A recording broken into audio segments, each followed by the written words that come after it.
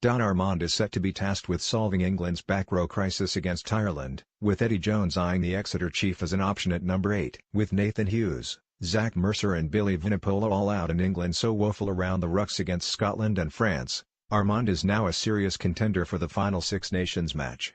Calls for his selection from former players have been deafening. Armand has been the best back rower in the Premiership for a year, but Jones has ignored him while England fumble at the breakdown, until now. Helping England renew their World Cup quest will not be the toughest challenge Armand has faced. The 18 St 2 pounds Zimbabwe-born forward is used to starting again. He was 13 years old when Robert Mugabe's forces came to steal his family farm. Luckily, back in 2002, the Armands escaped their plot near Harare before the land invasions conducted by the tyrant dictator turned violent. They did not hit our farm first, we knew it was going around, all they did was start sitting on the field that you drive past, he recalled to Sportsmill. Then they beat up the workers and told us we could not carry on doing certain things. My mum and dad were very good shielding us from it, we did not see any of the violence. The roads became too dangerous to pass, so eventually we had to pack up and leave. Apart from one visit to Victoria Falls for a wedding, Armand has not returned. His parents Adele and Wade tried to start a new life in Pietermaritzburg, South Africa, but within 5 years diseased crops meant their flower-growing business had gone under and they had divorced. They had to go through a lot, he added.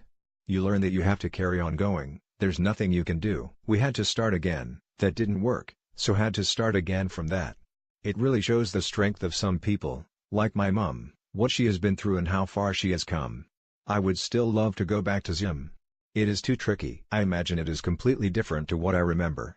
Now, having taken the road less traveled to the England squad, via the University of Cape Town where he studied psychology and human resources, the Stormers Super Rugby team and Rob Baxter's Exeter Chiefs, Armand is charged with putting the national side back on track. Conspicuous on the field with strapping round the thin haircut he describes as business at the front, party at the back, he is a force of nature down at Sandy Park. But brilliant club performances have only afforded him 9 minutes of Test rugby, as a substitute on last June's Argentina tour, Jones telling him to work harder. The comments surprise many, but not Armand. The head coach always tells the player first. Everyone else was kicking off about it, he said. My mum was up in arms. Why is he saying this? But I knew already and was not too bothered. What I like about him is that he is honest, he tells you what he wants.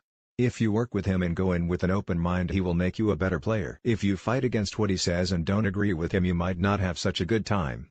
Armand's mum, who now lives in Devon, has form in this regard. When her son represented the England Saxons in 2016, a South African website claimed he had played a month before qualifying on residency. My mum posted in the comments he is actually here on ancestral grounds, he qualifies through his grandmother. Please get your facts right before writing this stuff. Armand laughed. She signed off as his mum, which was quite funny. She is very protective, I told her not to, but I love the fact she did. Armand's grandmother was a nurse in the war, his grandfather a field surgeon for the British Army in Egypt. His dad now races pigeons back in Zimbabwe. Family is important to him. He was alerted to his call-up when taking his daughter Laurie swimming on Sunday, and first thought was that he now needed a babysitter.